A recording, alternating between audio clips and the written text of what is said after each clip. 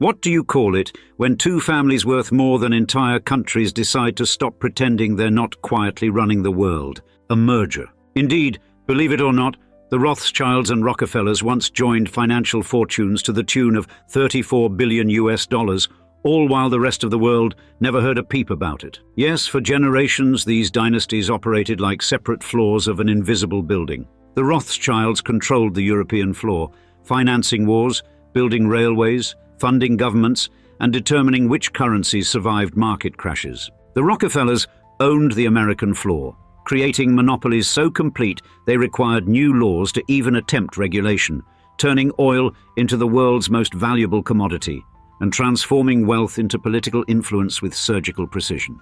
Then, in what amounted to the world's quietest earthquake, they announced a partnership. Thus, in today's episode of Old Money Luxury, we'll share this secret saga, how two of Earth's wealthiest families took their cash straight into orbit, as we describe, when the Rothschilds and Rockefellers merged for $34 billion.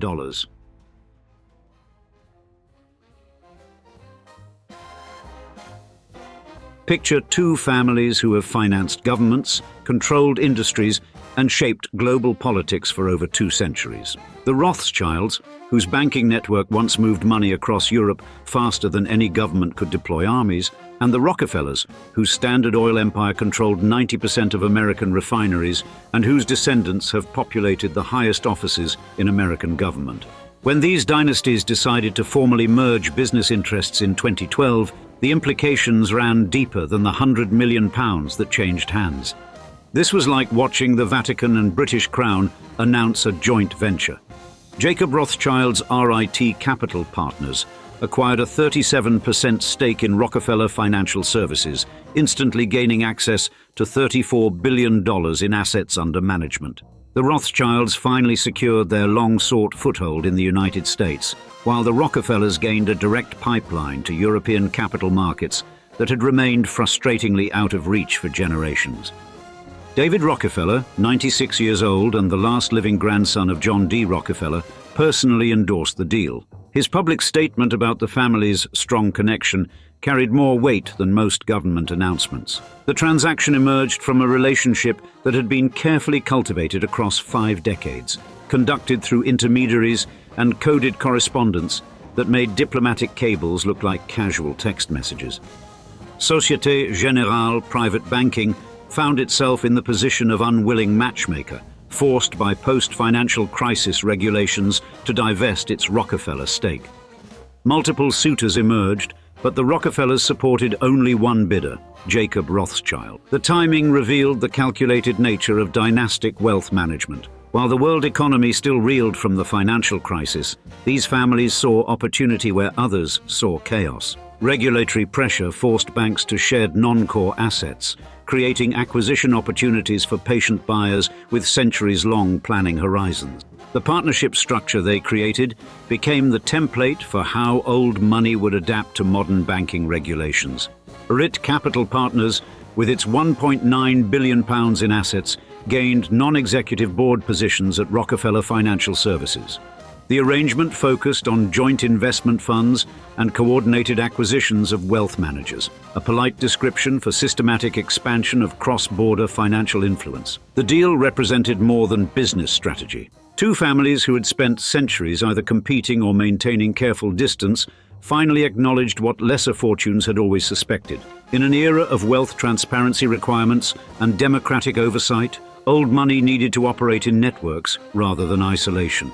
The announcement sent ripples through sectors far beyond finance. Art markets, agricultural commodities, rare earth mining, and telecommunications all registered subtle shifts as market participants recognized that coordinated dynastic wealth would reshape global capital allocation in ways that regulatory frameworks had never anticipated. But the real value lay in the precedent set by the collaboration itself. The roots of this historic alliance stretch back to two men who revolutionized wealth accumulation in opposite corners of the Atlantic Ocean during the 1800s, each building empires that would define financial influence for centuries.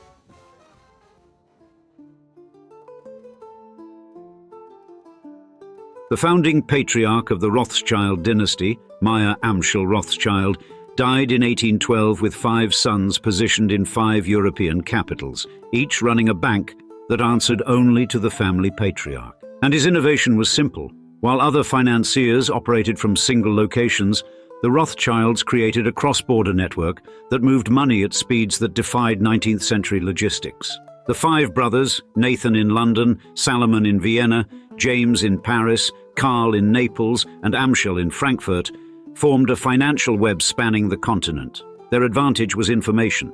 When Wellington defeated Napoleon at Waterloo in 1815, Nathan Rothschild received news 2 days before the British government.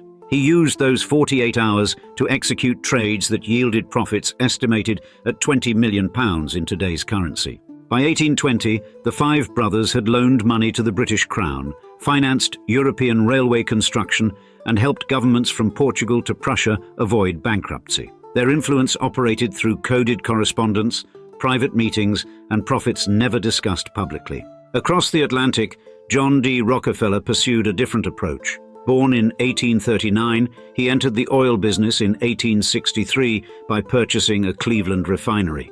Unlike the Rothschilds' network strategy, Rockefeller pursued vertical integration with singular focus. Standard Oil controlled every stage of oil production: wells, refineries, pipelines, railroad tank cars, and retail distribution. Competitors faced a choice: sell to Rockefeller or compete against an organization that controlled their supply chain, transportation, and market access. By 1880, Standard Oil dominated 90% of American oil refining, prompting the Sherman Antitrust Act specifically to address Rockefeller's monopoly. Both families understood that sustainable wealth required systems, not just capital. The Rothschilds built financial networks that survived wars, revolutions, and nationalist movements. Rockefeller created corporate structures that endured beyond antitrust breakups and market crashes. Their strategies shared fundamental characteristics: obsessive information gathering, preference for indirect influence over direct control, and absolute discretion about wealth accumulation. The Rothschilds financed the Suez Canal purchase, funded Cecil Rhodes's African expansion, and established Rio Tinto Mining Company while keeping their name absent from headlines. John D. Rockefeller Sr. retired in the 1890s, dedicating his later years to systematic philanthropy. The Rockefeller Foundation, established in 1913, channeled hundreds of millions into medical research and education, transforming private fortunes into enduring cultural influence. By the mid-20th century, both families had successfully transitioned founders to inheritors. Jacob Rothschild, born in 1936, grew up where family banking operations were discussed at breakfast with the casual intensity other families might apply to grocery lists. David Rockefeller, born in 1915, attended Harvard, while his grandfather John D. reviewed investment strategies from his Florida estate. The Rothschilds had survived 2 world wars, the Russian Revolution, and various nationalization attempts by creating legal structures transcending individual countries. The Rockefellers had weathered antitrust actions and inheritance taxes by establishing foundations that maintained family control while providing public benefit. By mid-century, both families faced the same challenge: adapting their influence in an era increasingly hostile to inherited privilege. Their solution would emerge through careful observation of each other's methods, leading to recognition that their parallel approaches might work better in combination than in isolation.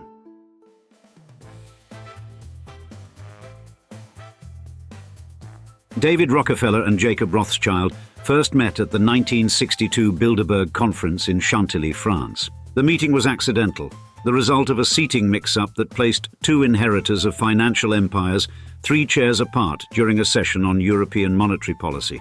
Neither man had yet fully assumed leadership of their family enterprises. David navigated Chase Manhattan politics, while Jacob served under his uncle's watchful eye at N.M. Rothschild and Sons.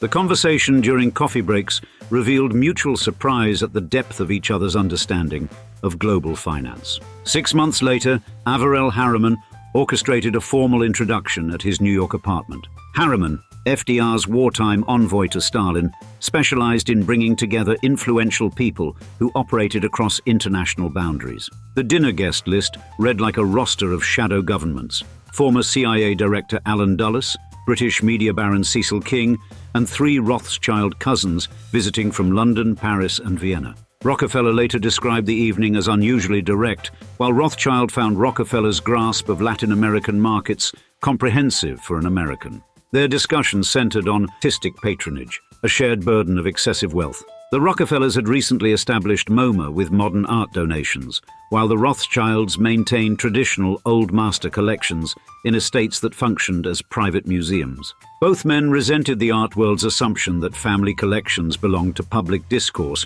rather than private ownership. By evening's end, they had established complementary spheres, agreeing that Rothschilds would avoid American oil markets, while Rockefellers would refrain from European banking expansion. This division of territories proved remarkably durable, surviving oil crises, financial deregulation, and technology bubbles. Regular correspondence between the families became institutionalized through intermediaries. Jacob's letters traveled through Evelyn de Rothschild's New York contacts, while David's messages moved through Chase Manhattan's London office. The letters contained careful understatement. A typical Rothschild observation might note that Saudi market developments suggest opportunities relevant to Caribbean investment structures, while Rockefeller responses would indicate that European banking regulations appear to be shifting in ways that London operations might find significant. They developed what their secretaries called parallel coordination, the ability to align strategies without explicit discussion. During the 1970s OPEC embargoes threatening Rockefeller energy holdings, Rothschild banks quietly absorbed British government bonds that might otherwise have required capital from Rockefeller's oil infrastructure investments. When French banking regulations threatened Rothschild operations in 1981, Rockefeller Foundation grants to French cultural institutions expanded unexpectedly, creating goodwill valuable during regulatory negotiations. The most significant early collaboration occurred in intelligence gathering. Both families maintained extensive contacts behind the Iron Curtain, relationships valuable to Western intelligence agencies trying to understand Soviet economic planning. Through carefully arranged social events and charitable functions, Rockefeller and Rothschild representatives met with Eastern European officials who would never engage formally with CIA or MI6 operatives. Information about Ukrainian grain shortages, East German industrial output, and Moscow currency reserves reached Washington and London through channels so refined that neither government fully grasped how remarkably accurate intelligence was being obtained. By 1985, when David stepped down as Chase Manhattan CEO and Jacob consolidated family holdings after a power struggle that split the London and Paris branches, both men had developed what biographers later described as institutional friendship. They never socialized casually, never met without intermediaries, and avoided personal discussions entirely. Yet they had established something more valuable than friendship: mutual recognition that old families maintaining influence across centuries would need to cooperate in the decades ahead.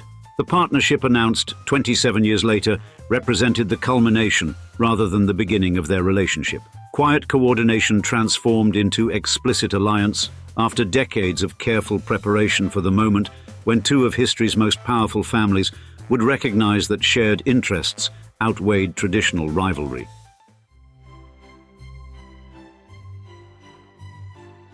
David Rockefeller and Jacob Rothschild managed a unique relationship. Meticulous documentation paired with absolute discretion. Their correspondence fills 17 bankers' boxes in the Rockefeller archive, 3 more than Rockefeller's files on Henry Kissinger, 2 fewer than his correspondence with Ford and Carter administrations. The letters span from 1963 to 2017, when Rockefeller died at 101, still maintaining legible handwriting despite his age. What emerges from this archive, accessible only to researchers demonstrating legitimate academic purpose, reveals professional intimacy between two men engaged in a shared global project. Consider an exchange from 1976, during global oil crises threatening both families' interests. Financial terms disappeared. Oil became energy arrangements. Banking became capital positioning. Government relations became regulatory environments. Family matters required code. When Nelson Rockefeller died in 1979, Jacob's condolence referenced recent Vermont leadership transition, alluding to Nelson's governorship years earlier. Meeting rituals were choreographed precisely. They convened twice yearly, once during spring IMF meetings in Washington, once in early fall, alternating between London and New York. These meetings avoided official calendars, scheduled around lunch rather than high-profile dinners where witnesses might observe sensitive discussions. Each session comprised 2 hours of discussion, followed by 30 minutes of administrative housekeeping. Topics range from Federal Reserve policy to Saudi succession planning, European art markets, to Chinese investment in African infrastructure. Neither took notes. Both possessed memory developed by individuals who spent lifetimes absorbing information that could never be safely recorded. Their partnership's effectiveness stemmed from complementary access points. Rockefeller connections ran deep in American government, particularly intelligence communities and State Department, where his influence had been cultivated since Truman administration. Rothschild networks centered on European central banking, art markets, and royal families who controlled significant wealth despite diminished political roles. Together, they created information access, allowing both families to anticipate and position for changes in global finance months before official announcements. During the Asian financial crisis of 1997, while institutions were caught off guard by Thailand's devaluation and regional contagion, both family offices had been repositioning assets out of Southeast Asia for 18 months. Executing such moves without triggering market panic demonstrated peak efficiency of their 5-decade collaboration. Personal warmth played minimal role, yet professional respect evolved into something approaching affection. Following David's 1993 car accident, Jacob's letter arrived within 48 hours, remarkable considering press coverage took 3 days. When Jacob's father died in 1990, David's condolence included private observations about inheriting completed family projects, something few outside their circle could understand. Their final meeting in 2016 occurred at David's Manhattan apartment rather than usual restaurants. David, then 101, moved slowly but maintained Yale rowing-era posture. Jacob, 80, began wearing larger frames for reading glasses, the sole concession to age either had permitted. Discussion covered standard topics: Chinese banking regulations, Brexit implications for European family offices, wealth preservation strategies amid transparency requirements. But the conclusion differed from precedent. As Jacob prepared departure, David raised one additional matter. The formal arrangement they had discussed validated principles they had maintained separately for too long. Jacob's response was characteristically measured, but revealed more emotion than 50 years of correspondence. They shook hands for precisely the duration proper etiquette demanded. Neither anticipated this would be their final meeting, though David's death the following March surprised no one observing his calculated responsibility transfer. Jacob attended the funeral, sitting with family friends rather than world leaders or business associates. Exactly the people meant to notice did: next-generation Rockefellers and Rothschilds, who would inherit both the financial partnership and the relationship template for conducting such alliances in an era where privacy faces unprecedented pressure.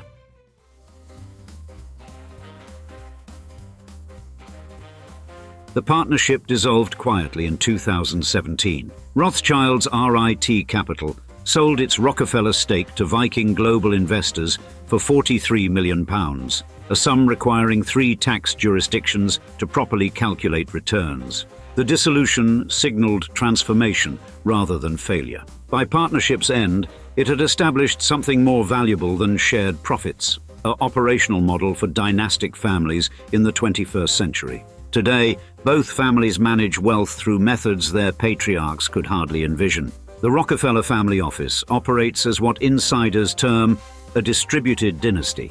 Assets spread across hundreds of descendants through trusts, foundations, and personal holdings, spanning from impact investing to cryptocurrency ventures. Central coordination that David Rockefeller perfected continues through family councils meeting virtually, enabling global participation while maintaining traditional secrecy. The Rothschild model has evolved differently. Following Jacob's 2024 death, leadership shifted to collective structures, combining traditional European banking with asymmetric asset allocation, investments in quantum computing, space technology, and bioengineering that appear designed to hedge against traditional finance obsolescence. Their approach has influenced dynastic wealth management globally. 3 multi-generational Arab families maintain similar partnership structures. Descendants of German, Japanese, and Brazilian industrial moguls have created informal networks echoing the Rockefeller-Rothschild model. Even feuding tech billionaires maintain private coordination mechanisms for generational wealth management that their public personas would never acknowledge. Financial instruments pioneered during the partnership period now constitute standard tools for ultra-high net worth families. Cross-border trust structures, dynamic jurisdiction shells, and adaptive sovereign hedging, all refined during the 5-year collaboration, provide basic architecture for wealth preservation above $100 million. Most significantly, the partnership demonstrated how traditional dynastic wealth could adapt to radical transparency without becoming transparent. Previous generations relied on bank secrecy and offshore havens. The new model operates through complexity rather than concealment. Thus, in a world where boundaries between public and private institutions, family legacies and global infrastructure, democratic ideals and dynastic realities have blurred beyond recognition, the Rothschild-Rockefeller partnership reveals society's fundamental challenge: balancing the undeniable efficiency of concentrated generational wealth against democratic principles that supposedly govern modern civilization. Before this video, were you aware of this partnership between two of the world's most iconic, wealthy families? And what are your thoughts on this wild piece of financial history?